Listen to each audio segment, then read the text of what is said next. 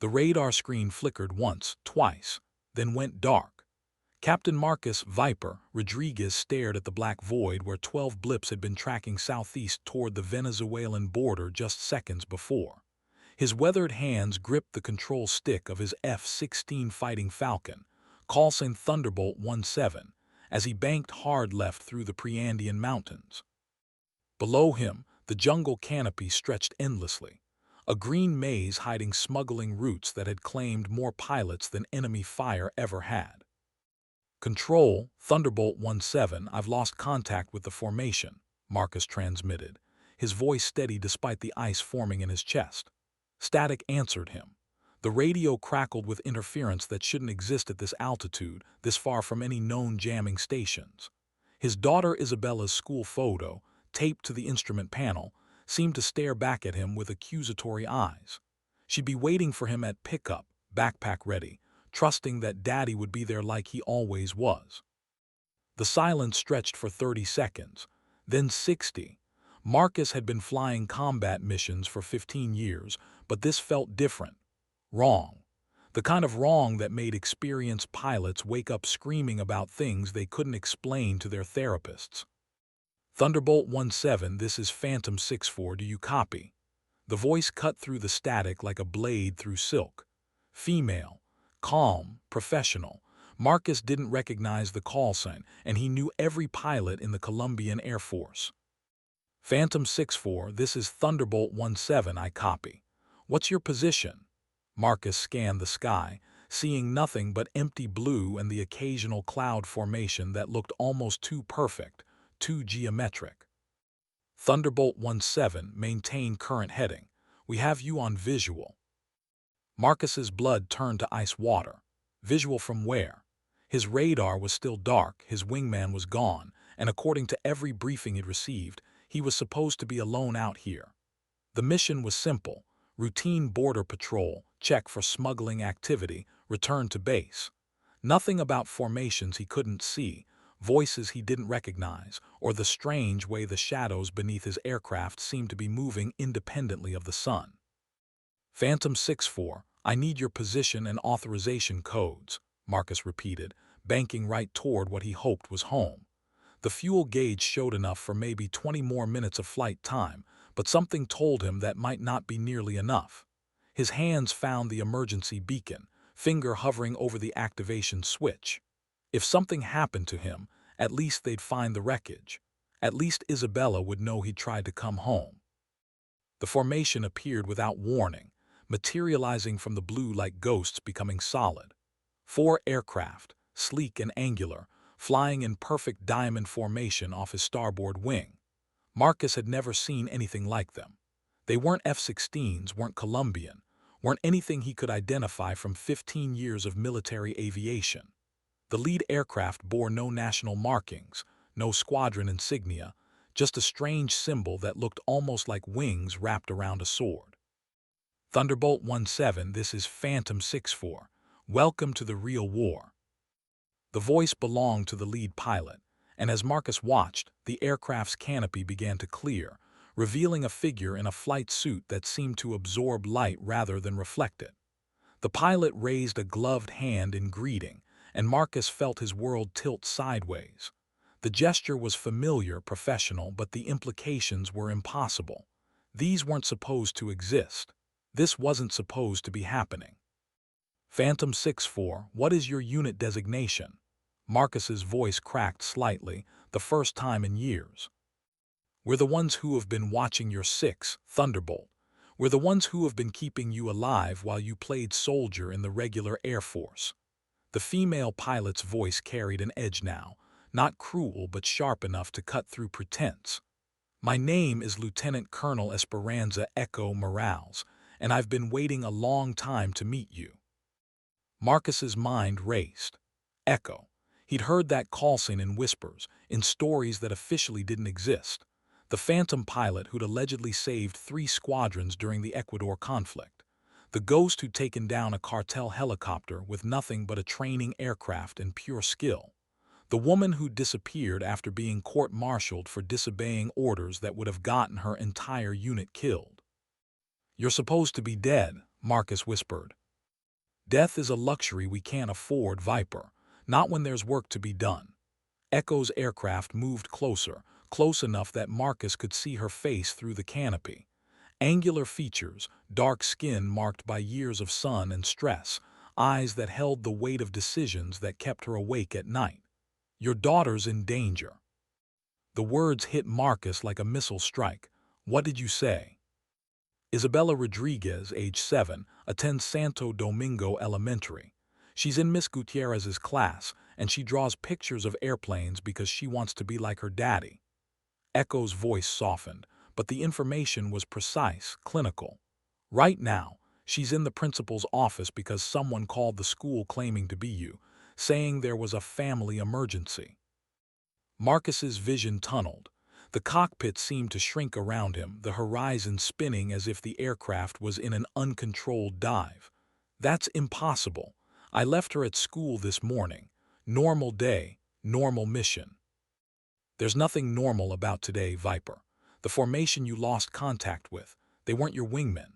They were decoys designed to draw you out here, away from the city, away from your daughter. Echo's aircraft moved even closer, close enough that Marcus could see the determination in her eyes. The people who took your squad, they're not cartel. They're not even Colombian. They're something else entirely, and they've been using the drug war as cover for operations that go deeper than anyone realizes. The radio crackled again, but this time it was different. Multiple voices, overlapping, urgent. Marcus caught fragments. Primary target acquired. Extract the package. Viper's offline, proceed to secondary.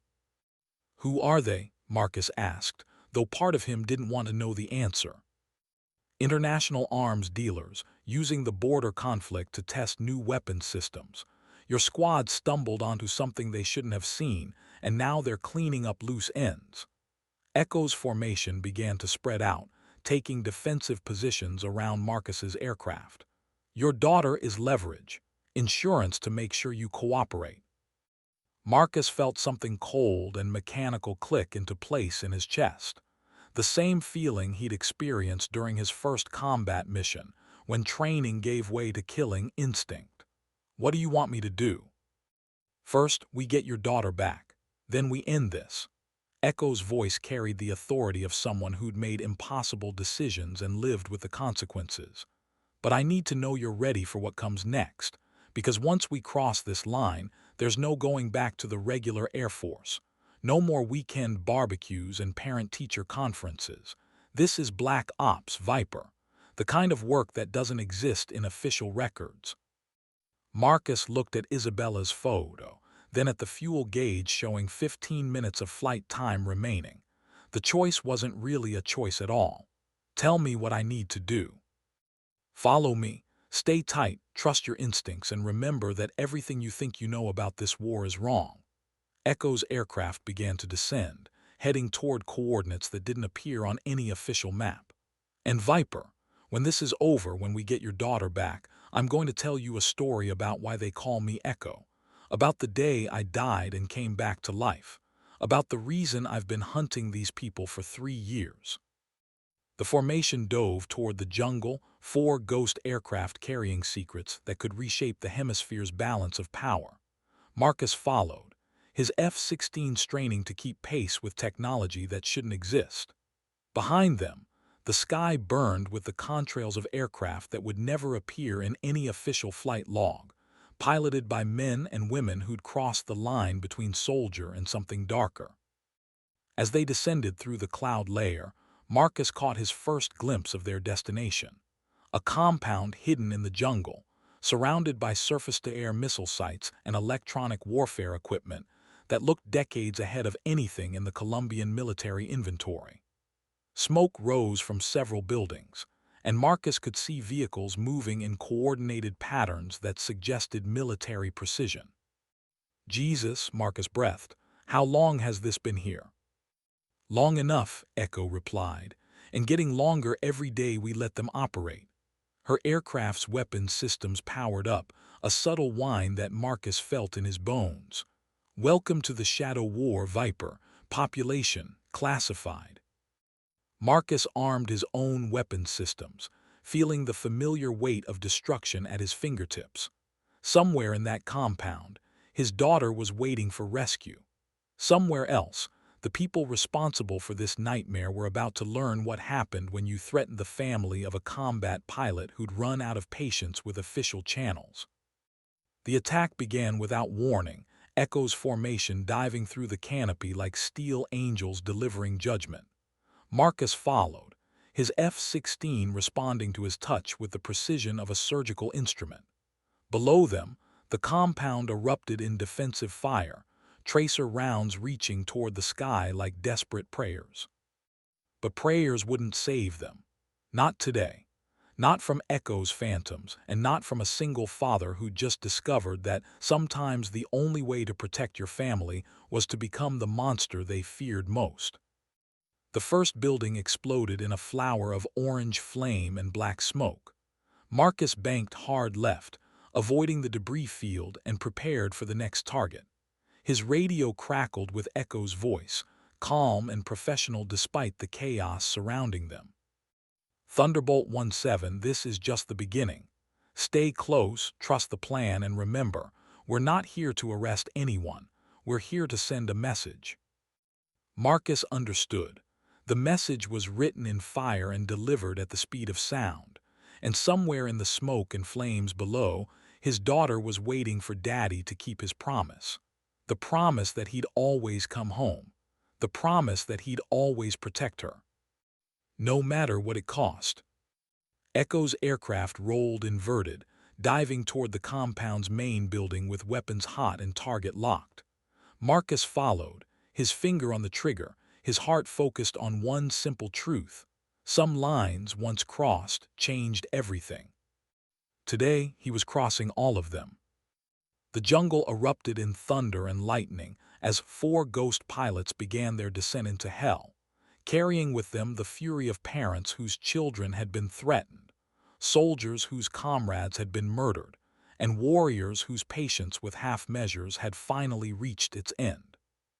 Marcus Viper Rodriguez was about to learn why they called her Echo, and the people who'd taken his daughter were about to learn why that knowledge came with a price measured in blood and fire. The real war had begun.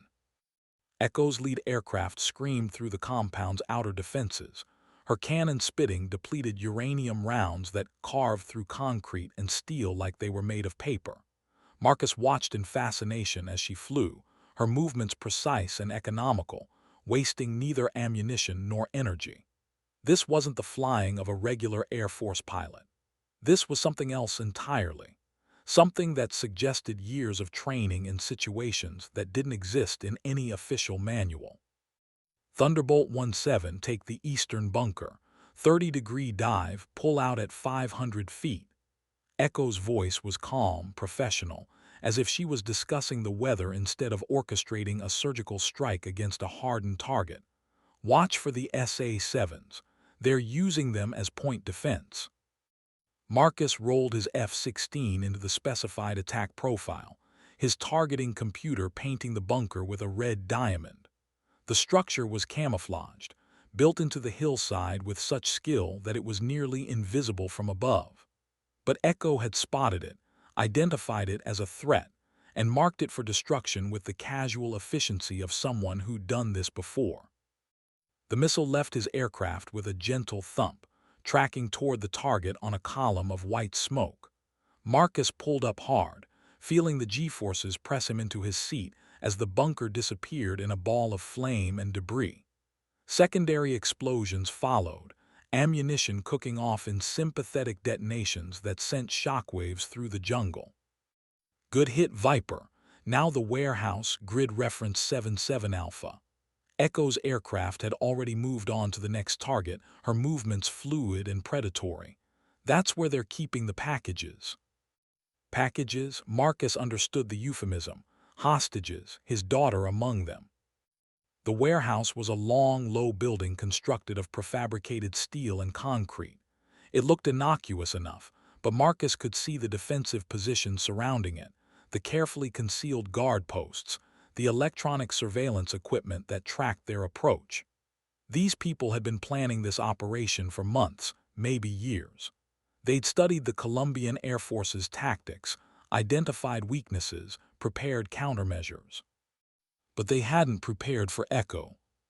Her aircraft dove toward the warehouse's roof, cannon blazing, punching precise holes in the structure without causing a catastrophic collapse. Marcus realized what she was doing, creating entry points for a ground assault while leaving the building's structural integrity intact. The hostages were inside, and she was being careful not to harm them. Thunderbolt 17, orbit at 2,000 feet and provide overwatch. We're going in. Echo's voice carried a new tone, something harder and more focused. If anything moves that isn't wearing our colors, you are cleared to engage. Marcus climbed to the specified altitude, his eyes scanning the compound for threats. Movement caught his attention, vehicles approaching from the south, a convoy of trucks and armored cars racing toward the compound at high speed.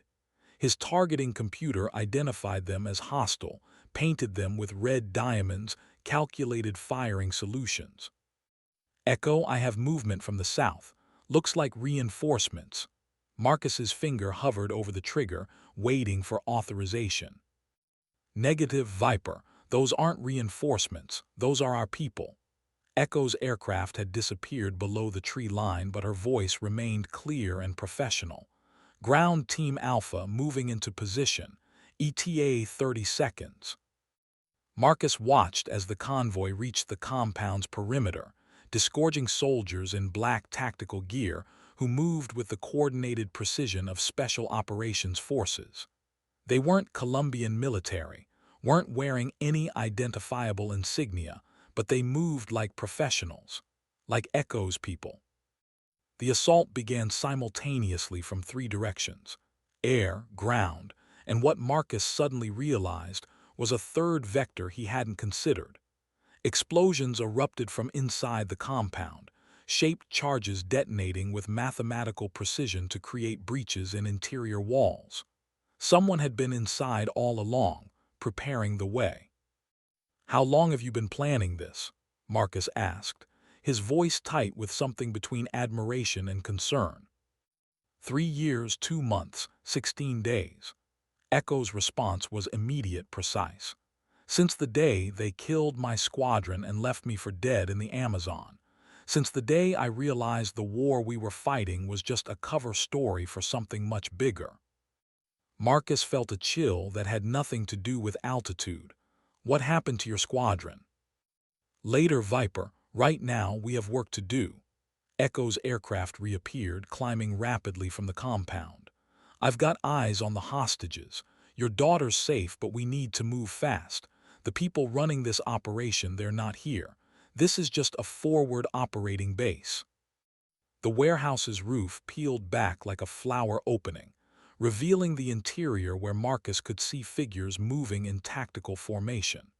His heart hammered as he searched for any sign of Isabella, any confirmation that she was alive and unharmed. Echo, I need visual confirmation on my daughter. Marcus's voice carried the weight of every parent's worst nightmare. Stand by, Viper. A pause then. Ground Team Alpha, Package 7 is secure. Repeat, Package 7 is secure and mobile. Package 7, Isabella. Marcus felt a surge of relief so intense it made his vision blur. She was alive. She was safe. Echo's people had found her and were getting her out. But the relief was short-lived. His radar suddenly lit up with new contacts, aircraft approaching from the north at high speed. Military aircraft, flying in formation, squawking Colombian Air Force identification codes. Echo, we've got company. Colombian Air Force 4 aircraft bearing 010, altitude 15,000 and descending. Marcus's training kicked in, tactical awareness overriding emotional response. They're not supposed to be here. They're not Colombian Air Force, Viper. They're flying Colombian aircraft, wearing Colombian uniforms, but they're not our people. Echo's voice carried a note of grim satisfaction. They're part of the same network we just hit, the people who have been using the drug war as cover for their operations. Marcus stared at his radar screen, watching the 4 aircraft approach. F-16s, identical to his own, carrying the same weapons systems, flown by pilots who'd trained at the same schools. But according to Echo, they were enemies. The complexity of the situation was making his head spin. "How do you know?" Marcus asked.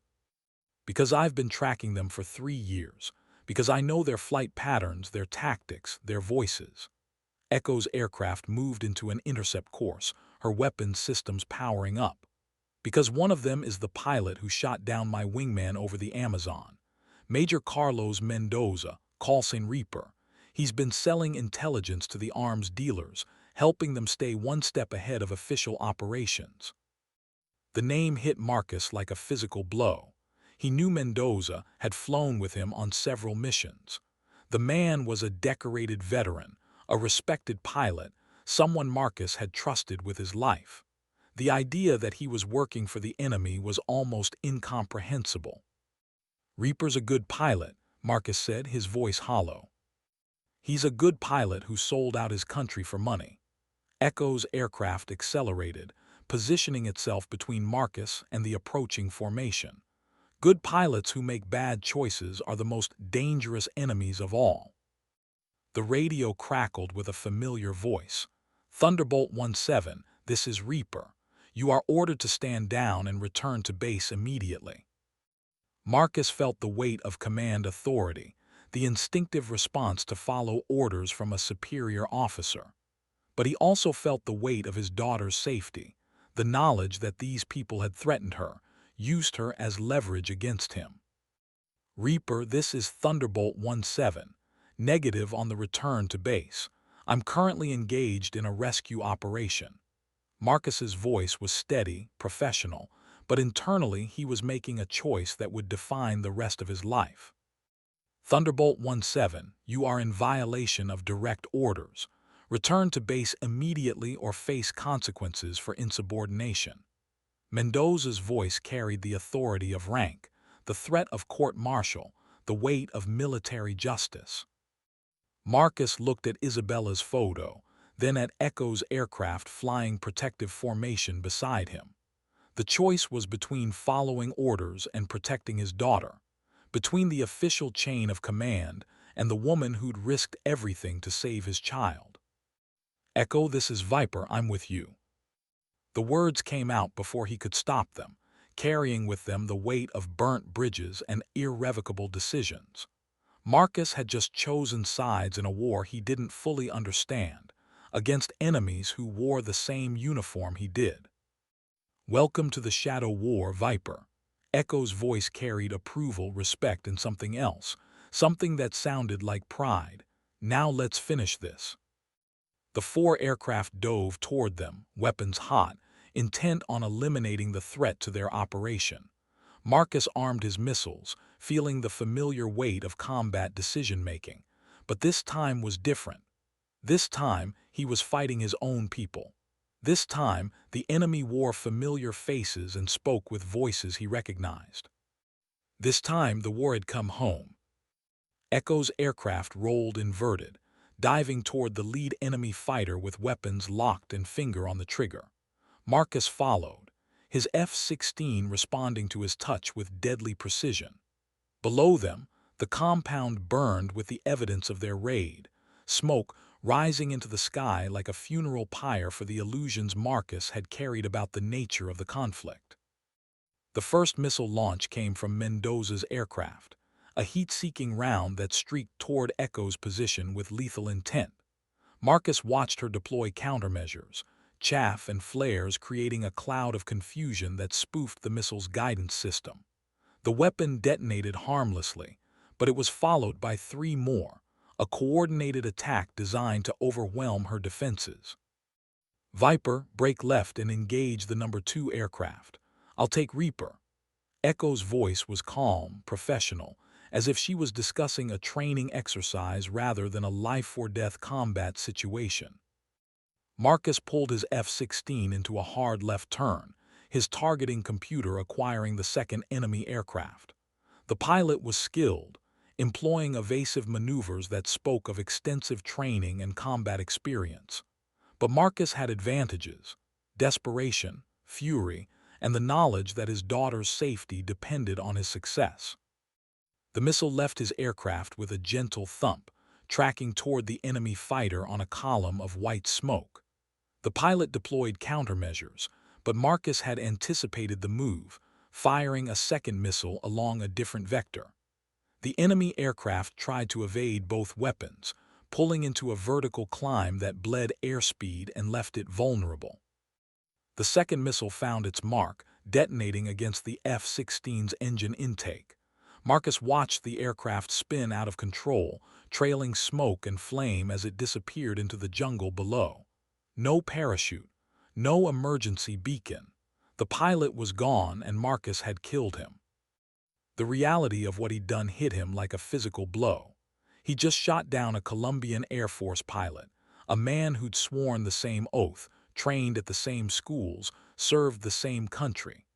The fact that the pilot was corrupt, that he'd been working for the enemy, didn't change the fundamental truth.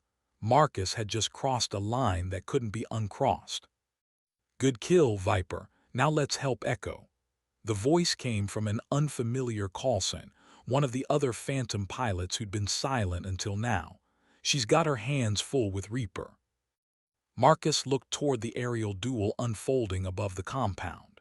Echo and Mendoza were engaged in a deadly dance, their aircraft weaving through the sky in a display of aerial combat that belonged in a museum of military art.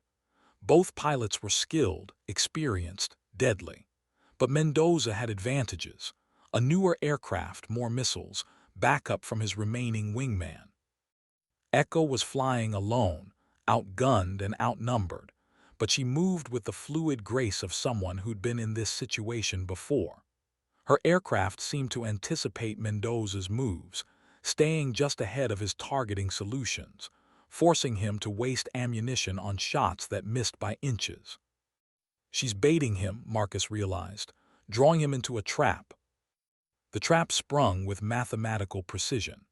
As Mendoza lined up for what looked like a killing shot, Echo's aircraft suddenly reversed course, pulling into an impossible tight turn that should have stalled her engines.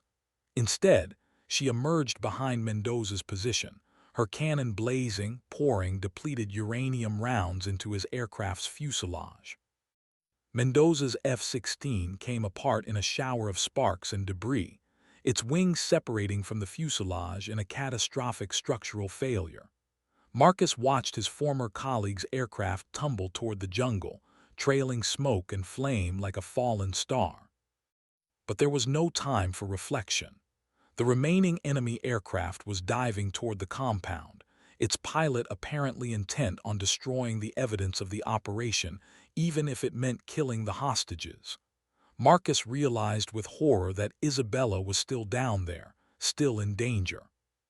"Echo, he's going for the compound." Marcus's voice cracked with desperation. "I see him. Ground Team Alpha, emergency extraction, all packages now." Echo's aircraft was already moving, but she was too far away, her angle wrong for an intercept. "Viper, you're closer. Can you make the shot?" Marcus looked at his fuel gauge, his weapon's status, the geometric problem of intercept and destruction. The enemy aircraft was diving at a steep angle, building speed, closing on the compound where his daughter waited for rescue. He had one chance, one missile, one moment to save her life. He didn't hesitate. The missile launched from his aircraft with perfect timing, its guidance system locked onto the enemy F-16's heat signature. Marcus held his breath, watching the white contrail streak across the sky, knowing that his daughter's life hung in the balance of explosive and guidance systems. The missile struck the enemy aircraft just as it reached the compound's perimeter, detonating in a ball of flame that sent debris raining down on the jungle canopy. The threat was eliminated, but Marcus felt no satisfaction. Only exhaustion and the gradual realization that he'd just fought his first battle in a war he didn't fully understand. "Good shooting, Viper." Echo's voice carried approval, respect, and something else, something that sounded like recognition. "Your daughter's safe. Ground Team Alpha has extracted all packages and is moving to the extraction point." Marcus felt relief wash over him like a physical force. Isabella was safe. Echo's people had gotten her out. The immediate crisis was over.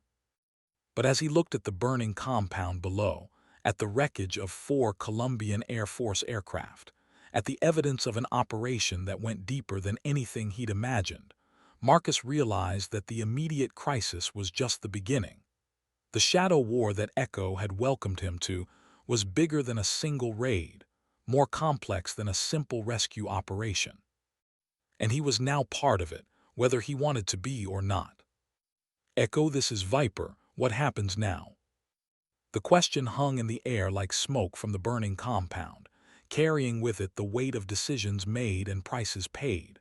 Marcus had crossed the line, burnt his bridges, chosen sides in a conflict that officially didn't exist. There was no going back to the regular Air Force, no return to weekend barbecues and parent-teacher conferences. Now you learn the truth, Viper, about why this war really started, about who's been pulling the strings, about why they call me Echo. Her aircraft moved closer, close enough that Marcus could see her face through the canopy, and about why you're going to help me finish what they started 3 years ago. The formation began to climb, 4 ghost aircraft heading toward coordinates that wouldn't appear on any official map. Behind them, the compound burned with the evidence of their victory, smoke rising into the sky like a signal fire, announcing that the Shadow War had claimed new participants. Marcus followed Echo toward whatever came next, his F-16 carrying him away from the life he'd known and toward a future that was as uncertain as it was dangerous.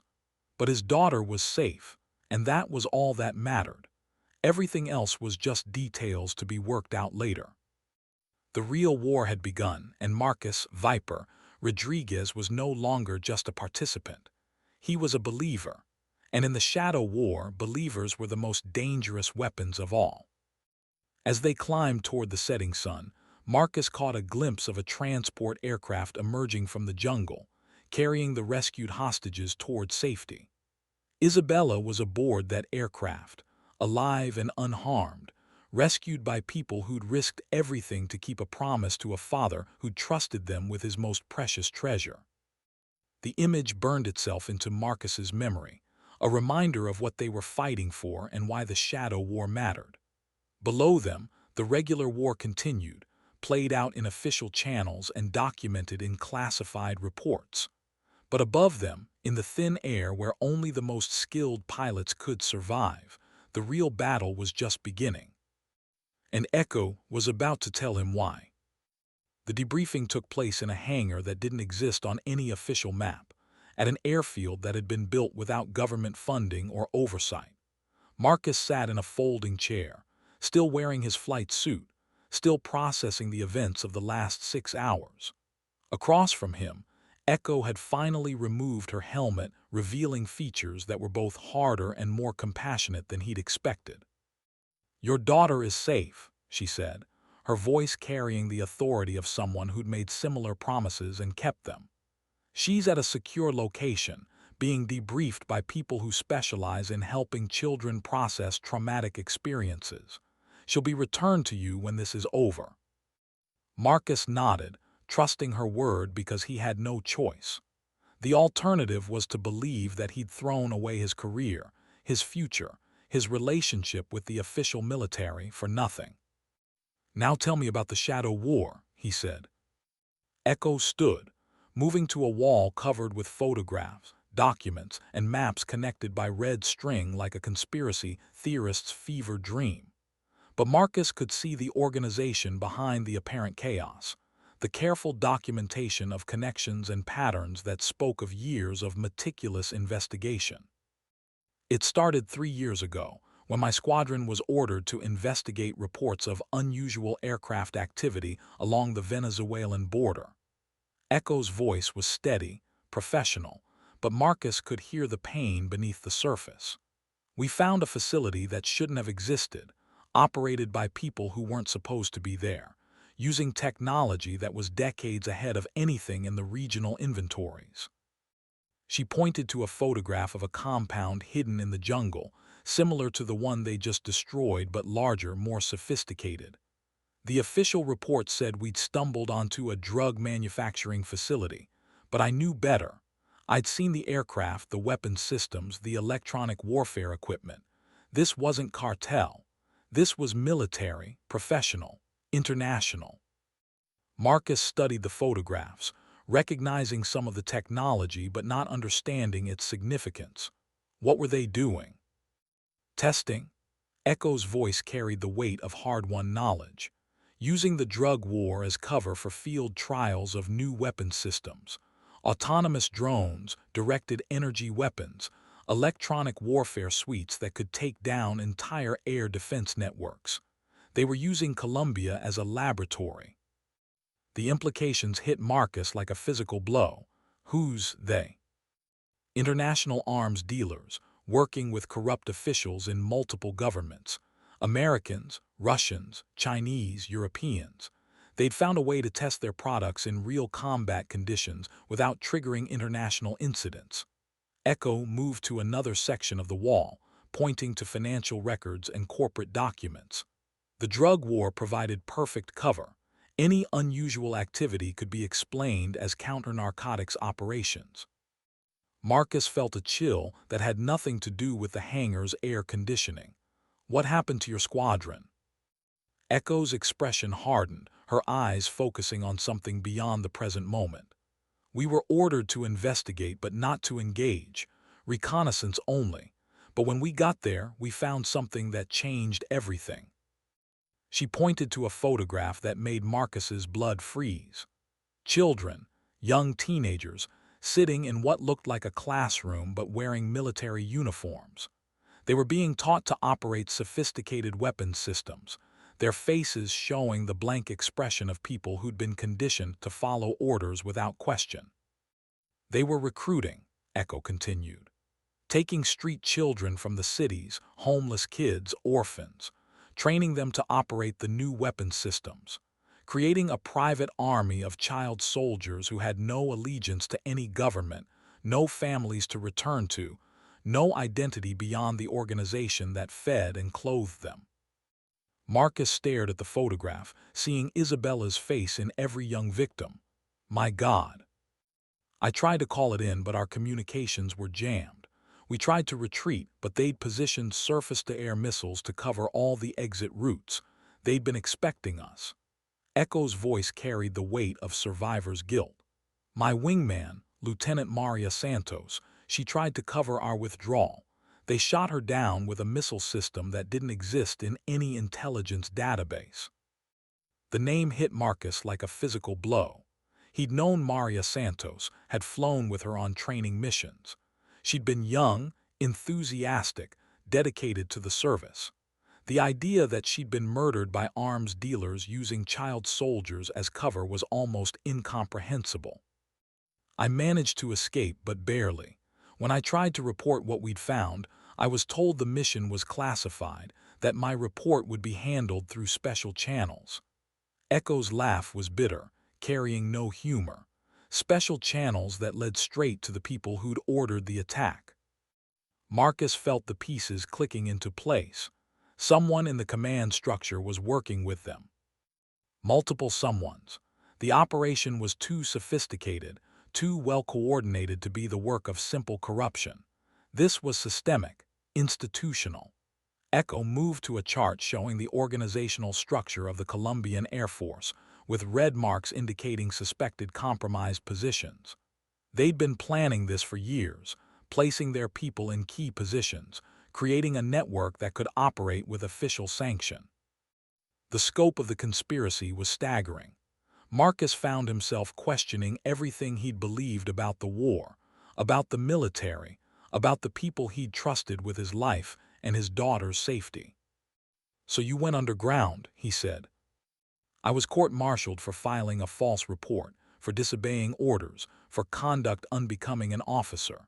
Officially, I was cashiered out of the service and disappeared. Echo's smile was sharp, predatory. Unofficially, I was recruited by people who'd been watching this situation develop for years. People who understood that sometimes the only way to fight a shadow war is to become a shadow yourself. Marcus looked around the hangar, taking in the sophisticated equipment, the professional organization, the evidence of substantial funding and resources. Who are you working for? Officially, nobody. We don't exist. Echo's voice carried pride, determination. Unofficially, we're an international task force composed of military personnel who have been burned by their own governments, intelligence operatives who have been disavowed by their agencies, and civilians who have been victimized by the network we're fighting. The complexity of the situation was overwhelming. Marcus had stumbled into a war that existed in the spaces between official conflicts, fought by people who'd been abandoned by the very institutions they'd sworn to serve. "What do you want from me?" he asked. "Your help, your skills, your knowledge of Colombian Air Force procedures and personnel." Echo's expression softened slightly. "And your motivation, because you understand now what we're fighting against. You've seen what they're capable of. You know what they'll do to innocent people to protect their operations." Marcus thought about Isabella, about the fear in her eyes when she'd been taken, about the cold professionalism with which the network had used her as leverage. The anger that had been building since the morning finally found focus. "What's the mission?" "To destroy the network, all of it. Every facility, every operative, every corrupt official who's been protecting them." Echo's voice carried the weight of absolute commitment. "And to do it in a way that exposes the truth, that makes it impossible for them to operate in the shadows anymore." Marcus stared at the wall of evidence, processing the magnitude of what Echo was proposing. "How long have you been planning this?" 3 years, 2 months, 16 days. The precision of her answer spoke to an obsession that had consumed her life. "Every day since they killed Maria, every night I've spent in this hangar, tracking their movements, identifying their resources, planning their destruction." The dedication was both impressive and terrifying. Marcus realized he was looking at someone who'd sacrificed everything for revenge, who'd transformed grief into a weapon more precise than any missile system. "And now you want me to help you finish it. I want you to help me save the next generation of children they're planning to recruit. I want you to help me prevent the next Maria Santos from being shot down by weapons that shouldn't exist." Echo's voice carried the passion of someone who'd found purpose in the ashes of personal loss. "I want you to help me make sure that no other father has to watch his daughter being used as leverage by people who treat human life as a commodity." Marcus felt the weight of decision settling on his shoulders. The safe choice was to walk away, to find a way back to the regular Air Force, to pretend that what he'd learned didn't matter. But the image of Isabella's frightened face, combined with the photograph of the child soldiers, made the safe choice impossible. "Tell me about the network," he said. Echo's smile was sharp, predatory. "They call themselves the Syndicate, international in scope, apolitical in nature, motivated purely by profit. They've been operating for at least a decade, maybe longer, using regional conflicts as testing grounds for new weapon systems." She moved to a map showing locations across South America, Africa, and Southeast Asia. "They've had operations in Myanmar, testing drone swarms against ethnic minorities. They've been in Syria, using civilian populations to test autonomous weapon systems. They've been in Nigeria, using child soldiers to evaluate new small arms designs." The scope of the organization was staggering. Marcus found himself looking at a form of warfare that existed outside any legal framework, beyond the reach of international law or military justice. "How do we stop something that big?" "We don't stop it, we destroy it." Echo's voice carried the certainty of someone who'd spent years planning for this moment. "We start with their South American operations, cut off their testing grounds, force them to move their resources to locations where they're more vulnerable to official action." Marcus studied the map, seeing the strategic logic behind her plan. "You're talking about a coordinated campaign across multiple countries." I'm talking about a war. Echo's expression was granite hard. A war against an enemy that doesn't wear uniforms, doesn't follow the Geneva Convention, and doesn't recognize any authority except profit margins. The implications were staggering. Marcus realized he was being invited to participate in something that would be classified as terrorism by most governments, even if its goals were legitimate. What makes you think we can succeed where official channels have failed? Because we're not constrained by politics, by international law, by the need to maintain diplomatic relationships. Echo's voice carried the freedom of someone who'd already lost everything. We can go places governments can't, do things military forces won't, target people who are protected by official sanction. Marcus felt the seductive appeal of unlimited authority, the promise of justice unencumbered by bureaucracy or legal constraints. But he also felt the danger inherent in such freedom, the potential for good intentions to become something darker. What about accountability? We account to the victims, to Maria Santos, to the children in that photograph, to your daughter who was threatened by people who thought they were untouchable. Echo's voice carried the weight of moral certainty. We account to the truth, even when the truth is classified, buried, or inconvenient. The logic was compelling but dangerous. Marcus realized he was looking at someone who'd constructed an entire worldview around the need for vigilante justice, who'd convinced herself that the ends justified any means. I need to think about this. You have 24 hours. Echo's voice carried the authority of someone who'd planned for this contingency. After that, we move to the next phase of the operation, with or without you. Marcus stood, feeling the weight of the decision pressing down on him. What about my daughter? She'll be safe regardless of your decision.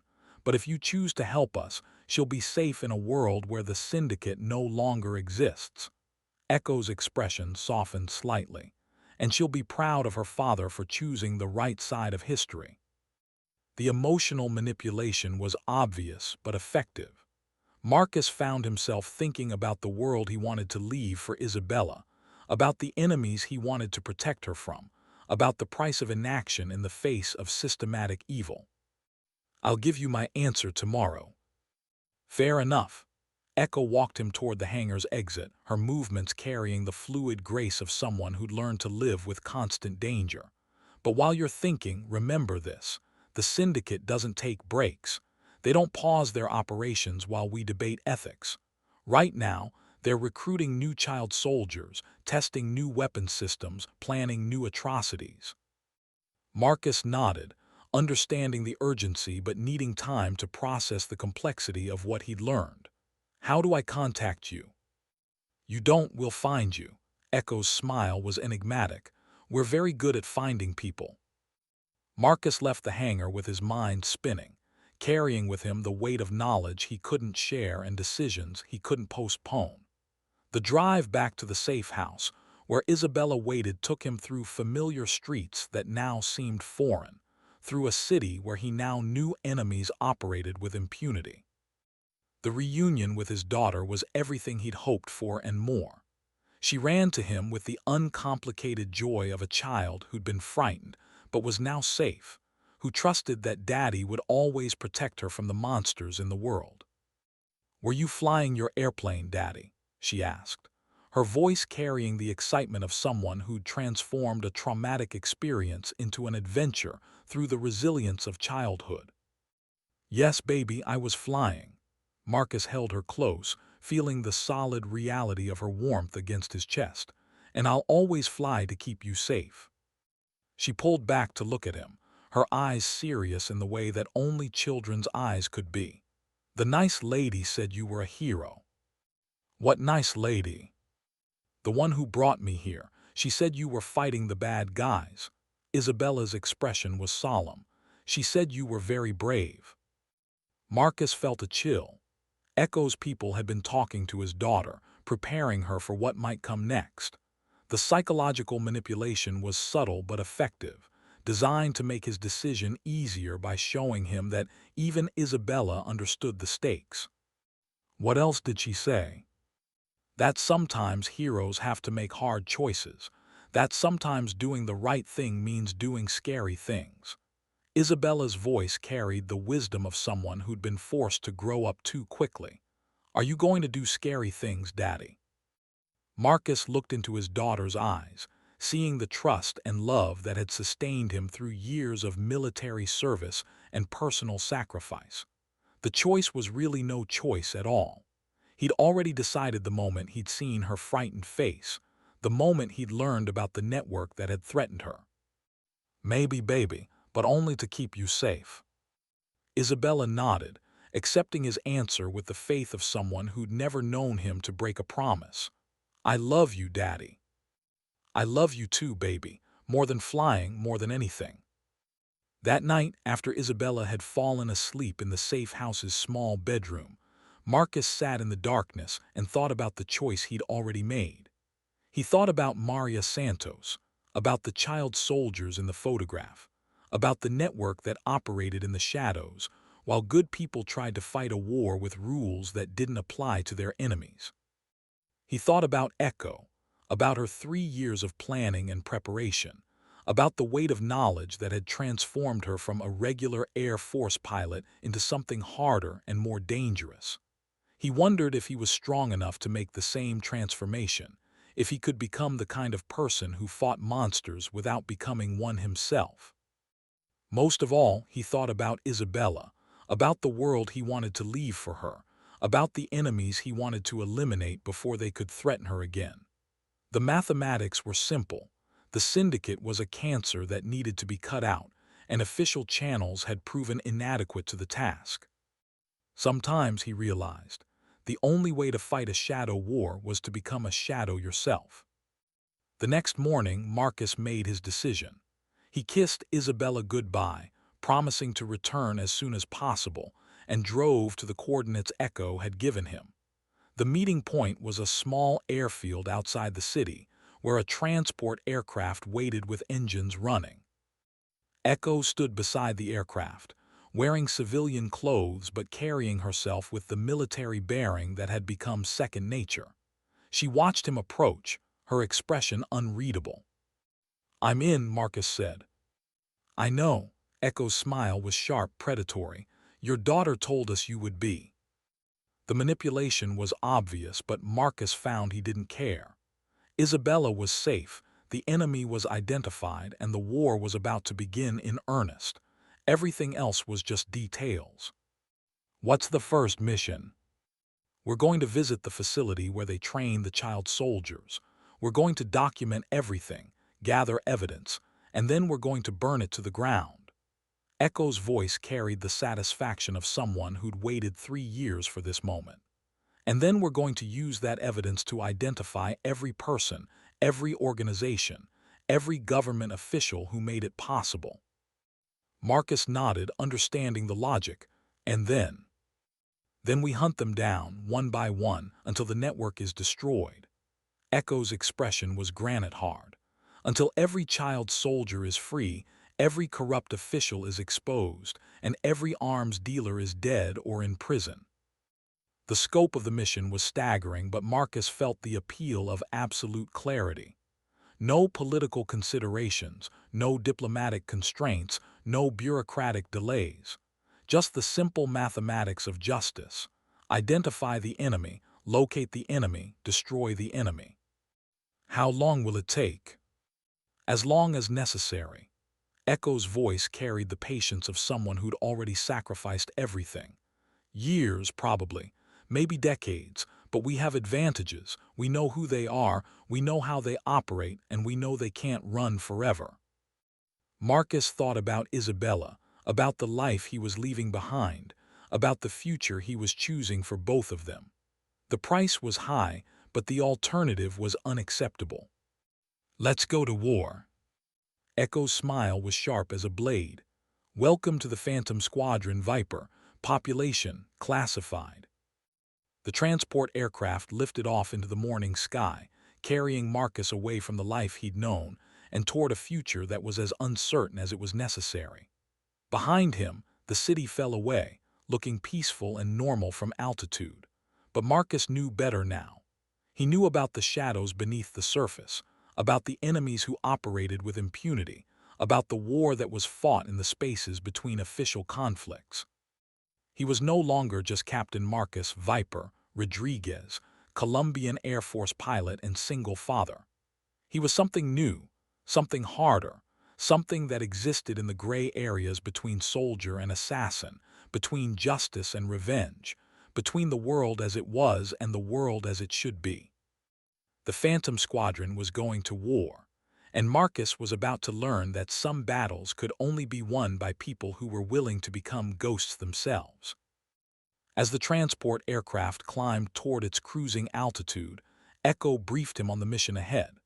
The facility they were targeting was located in the heart of the Amazon rainforest, protected by natural barriers and electronic countermeasures that made it nearly impossible to locate from the air. But Echo had spent 3 years studying its defenses, mapping its vulnerabilities, preparing for this moment. The facility is divided into 3 sections, she explained, pointing to reconnaissance photographs that showed a complex of buildings hidden beneath the jungle canopy. Training areas where they condition the children, research facilities where they develop new weapon systems, and command centers where they coordinate operations across the region. Marcus studied the photographs, noting the defensive positions, the guard rotations, the electronic surveillance equipment. How do we get in? We don't, we draw them out. Echo's smile was predatory. We're going to make them think they're under attack by a regular military force, force them to deploy their assets in a conventional defense. And while they're focused on the fake threat, we'll slip in through the back door.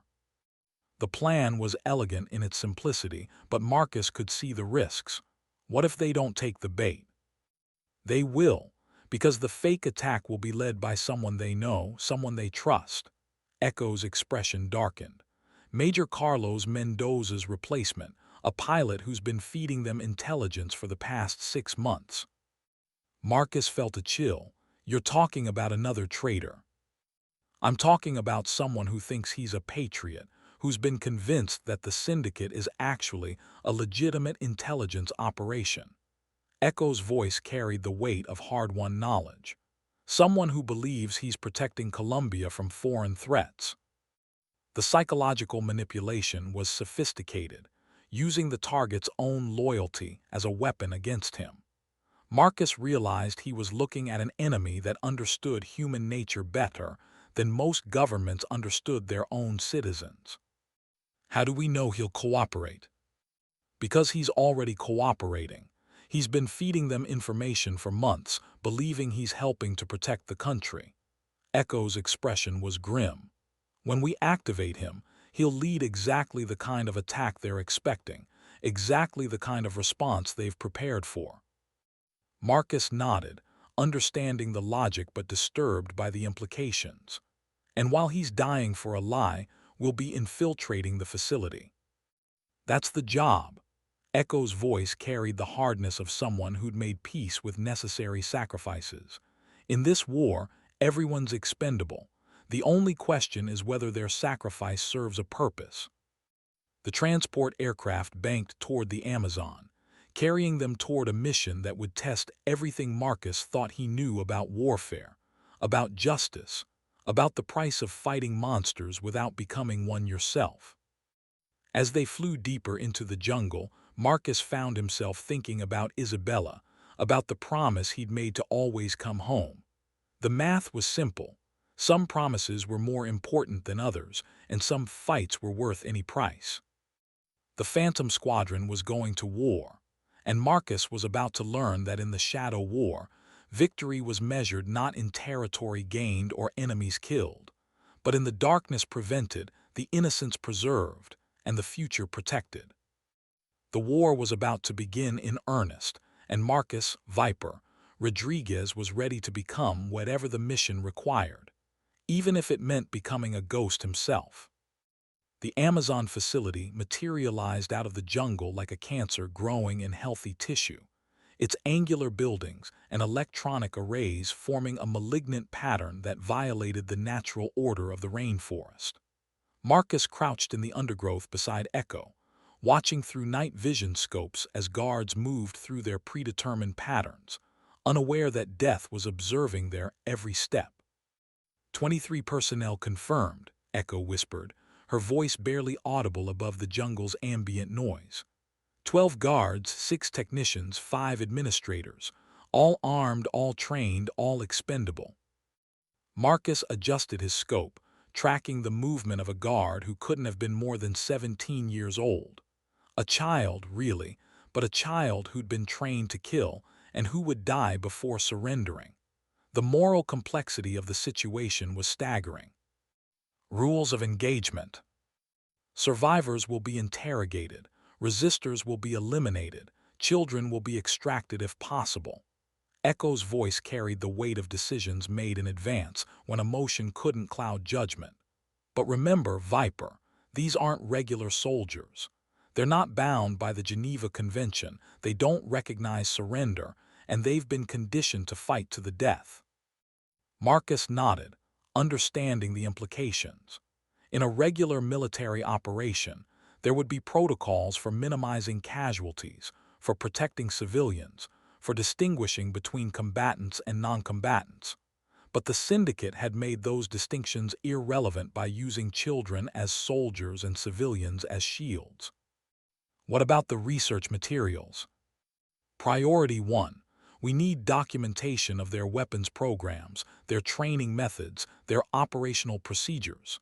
Echo's eyes never left the target area. That evidence is the key to exposing the entire network.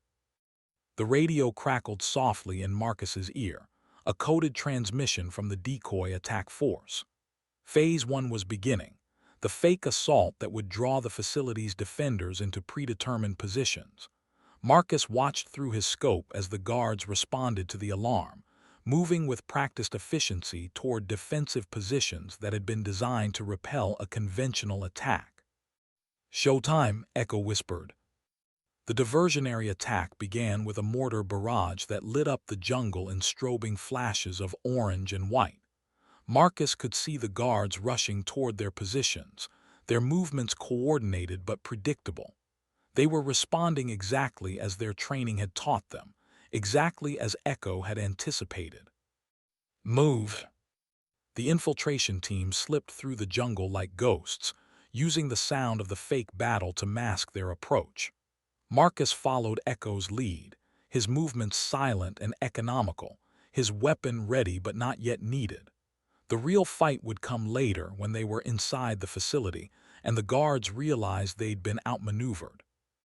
The perimeter fence was electronically monitored but not electrified, a oversight that spoke to the facility's overconfidence in its remote location.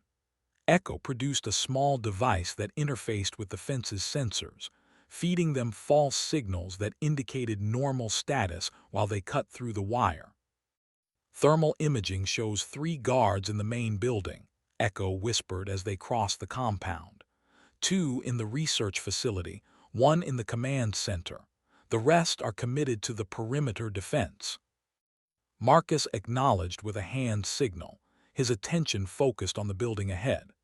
The structure was built to withstand conventional military attacks, with reinforced walls and bulletproof glass. But it hadn't been designed to resist infiltration by personnel who'd studied its blueprints for 3 years. The entry point was a maintenance hatch that Echo had identified months earlier, a vulnerability that the facility's architects had missed. Marcus watched as she interfaced with the electronic lock, her equipment defeating the security system with the casual efficiency of someone who'd practiced this exact scenario dozens of times. "We're in." The interior of the facility was sterile, clinical, designed for efficiency rather than comfort. Marcus followed Echo through corridors that smelled of disinfectant and fear, past rooms where children had been transformed into weapons through techniques that belonged in a psychology textbook's chapter on torture. "Jesus," Marcus whispered, looking through a window into a training room where small arms were sized for adolescent hands. "Focus, Viper. We'll process the emotional impact later."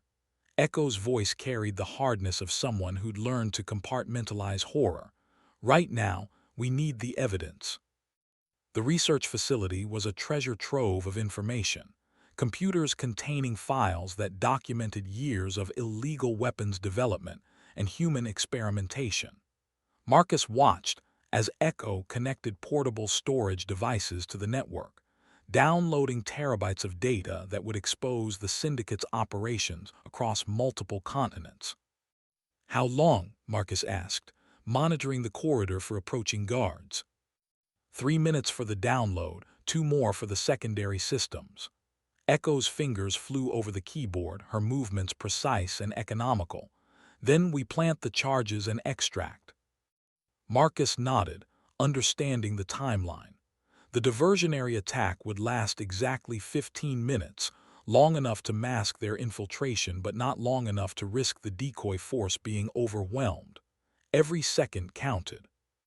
The download completed just as Marcus heard footsteps in the corridor outside. He raised his weapon, finger on the trigger, as the door opened to reveal a figure in military fatigues.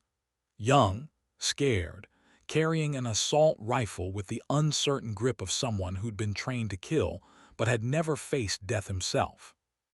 "Don't," Marcus whispered, hoping the child would make the smart choice.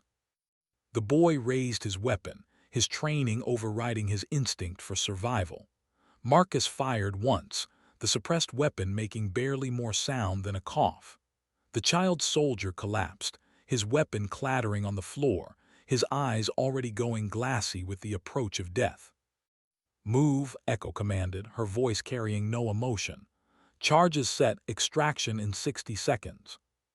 Marcus followed her through the facility, stepping over the body of the child he'd killed, pushing down the emotional response that would have to be processed later. The mission came first. The evidence came first. The larger war came first. The extraction was textbook perfect, the team slipping through the jungle as the facility erupted in flames behind them. Marcus didn't look back, didn't watch the buildings burn, didn't think about the people who might still be inside. That was the price of fighting monsters. Sometimes you had to become one yourself. The helicopter extraction took place at a clearing 5 kilometers from the facility, the aircraft appearing out of the night sky like a mechanical angel. Marcus climbed aboard, his mind already processing the mission's success, while his heart dealt with the weight of the child he'd killed. "Good work, Viper." Echo's voice carried approval, respect, and something else, something that sounded like understanding. "The first kill is always the hardest." Marcus nodded, not trusting his voice. The boy couldn't have been more than 15, could have been Isabella's age in a few years. But he'd been trained to kill, conditioned to fight, transformed into a weapon that had left Marcus no choice. "It doesn't get easier," Echo continued, her voice carrying the weight of experience. "But it gets more necessary, and that's what keeps us going." The helicopter banked toward their base, carrying them away from the burning facility and toward whatever came next. Marcus watched the jungle pass below, thinking about the evidence they'd gathered, the network they were fighting, the war that was just beginning. Behind them, the facility burned like a funeral pyre for the illusions Marcus had carried about the nature of warfare. The enemy didn't wear uniforms, didn't follow rules, didn't recognize the boundaries between soldier and civilian. Fighting them required becoming something new, something harder, something that existed in the gray areas between justice and revenge. The Phantom Squadron had drawn first blood, and Marcus was beginning to understand what it meant to be a ghost in the Shadow War. The mission had been successful, but the cost was measured in more than just enemy casualties. It was measured in the pieces of his soul that had been carved away by necessity, by the choices that couldn't be taken back, by the knowledge that this was just the beginning. The war was escalating, and Marcus Viper Rodriguez was learning that some battles could only be won by people who were willing to sacrifice everything, including their own humanity, for the greater good. But as the helicopter carried them toward safety, Marcus found himself thinking about Isabella, about the world he was fighting to preserve for her. The math was simple. The price of victory was high, but the price of defeat was unacceptable. The syndicate would be stopped, whatever the cost. The Phantom Squadron was at war, and Marcus was ready to pay whatever price victory demanded, even if it meant becoming a monster himself. The debriefing facility was underground, carved into bedrock beneath a mountain that didn't appear on any civilian map. Marcus sat in a chair that had been designed for interrogation, staring at a wall covered with photographs of syndicate operatives, their faces connected by red lines that traced the network's command structure like a diagram of a malignant tumor. 17 confirmed kills, Echo announced, her voice carrying the satisfaction of someone who'd waited 3 years for this moment. Facility destroyed, evidence secured, operational capabilities degraded by approximately 30%. Marcus nodded, understanding the tactical significance while struggling with the human cost. 17 people, including the child he'd killed, eliminated in the service of a larger mission. The mathematics of war reduced to simple arithmetic. What about the weapons research? Goldmine. Echo activated a holographic display that showed the data they'd extracted from the facility's computers. Autonomous weapon systems, cybernetic implants, chemical weapons designed to target specific genetic markers. They were decades ahead of anything in the official inventories. Marcus studied the holographic models, seeing weapons that belonged in science fiction rather than contemporary warfare. How is this possible? Unlimited funding, no oversight, no ethical constraints. Echo's voice carried the weight of someone who'd spent years studying the enemy. They've been recruiting the best minds from military research programs around the world, offering them resources and freedom that legitimate governments can't provide. The implications were staggering. Marcus realized he was looking at a form of warfare that would make conventional military forces obsolete, that would reduce the concept of national sovereignty to a historical curiosity. What's their end game? Control. Echo's expression was granite hard. They don't want to conquer territory or overthrow governments. They want to become indispensable, to create a world where their services are so essential that no one can afford to oppose them. Marcus felt a chill that had nothing to do with the underground facility's temperature. They're trying to become a permanent part of the global power structure. They're trying to become the global power structure. Echo's voice carried the certainty of someone who'd seen the evidence. Democratic governments, authoritarian regimes, terrorist organizations, multinational corporations. They're selling to everyone, playing all sides, ensuring that no matter who wins any given conflict, they profit. The scope of the conspiracy was almost incomprehensible. Marcus found himself looking at an enemy that existed above and beyond national boundaries, that treated human civilization as a market to be manipulated rather than a community to be protected. How do we fight something that big? We don't fight it, we dissect it. Echo moved to a tactical display showing syndicate operations across 3 continents. We identify the key nodes, the critical vulnerabilities, the single points of failure, and then we eliminate them, one by one, until the network collapses. Marcus studied the display, seeing the strategic logic behind her approach. You're talking about a campaign that could take years. I'm talking about a campaign that could take decades. Echo's voice carried the patience of someone who'd already accepted that this war would consume the rest of her life. But we have advantages. We know who they are, we know how they operate, and we know they can't run forever. The commitment was both impressive and terrifying.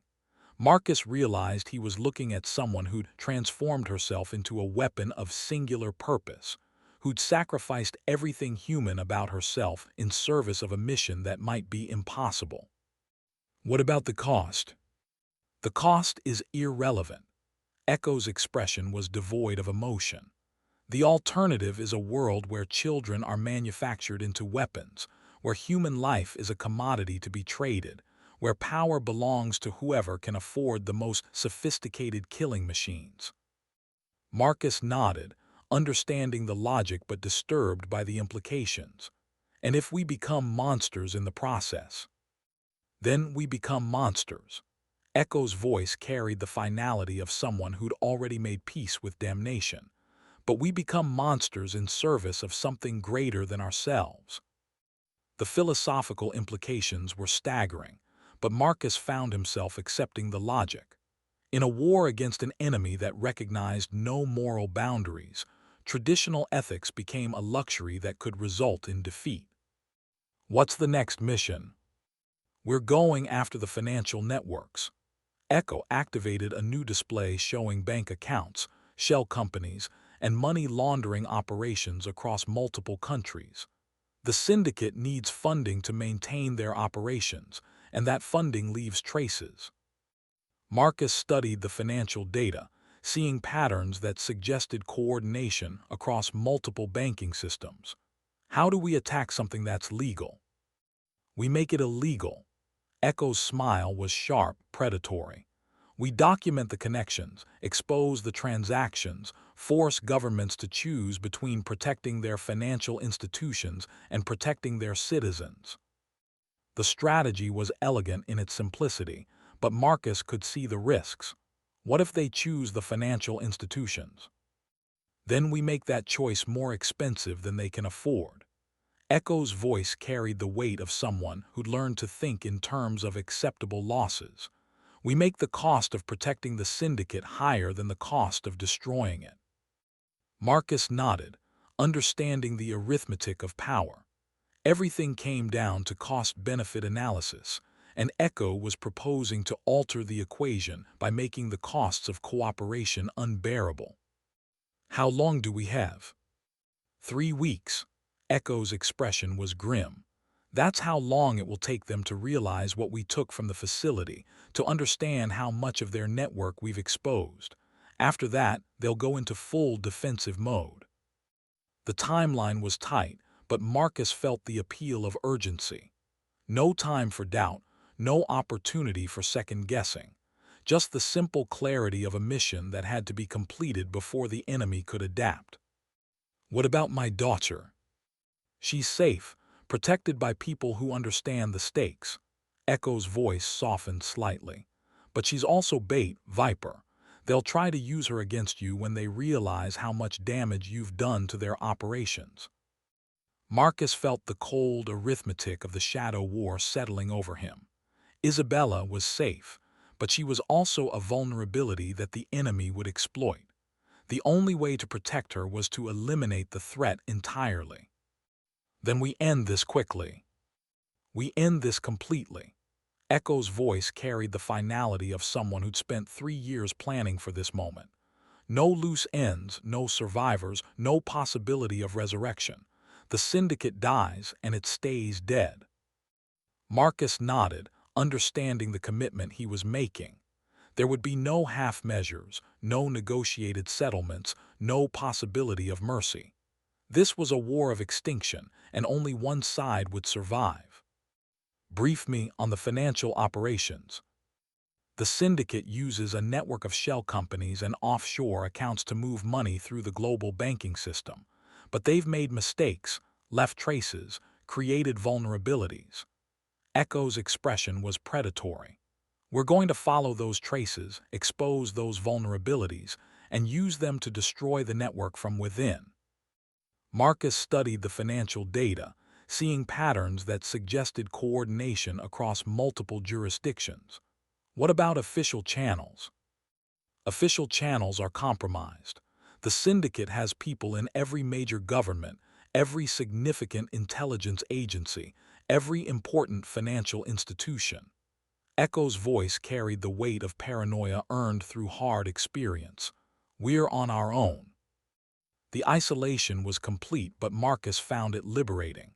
No political considerations, no diplomatic constraints, no bureaucratic delays. Just the simple mathematics of warfare. Identify the enemy, locate the enemy, destroy the enemy. What do you need from me? Your skills as a pilot, your knowledge of military procedures, your motivation as a father. Echo's expression softened slightly. And your willingness to cross lines that can't be uncrossed. Marcus thought about Isabella, about the world he wanted to preserve for her, about the enemies who had to be eliminated to ensure her safety. The choice was simple, even if the consequences were complex. I'm ready. Good. Echo's smile was sharp as a blade, because the real war is just beginning. The financial assault began with surgical precision, targeting the syndicate's most vulnerable accounts while leaving their primary operations untouched. Marcus watched from a command center that hummed with electronic warfare equipment, as Echo's team penetrated banking systems with the casual efficiency of people who'd spent years studying their targets.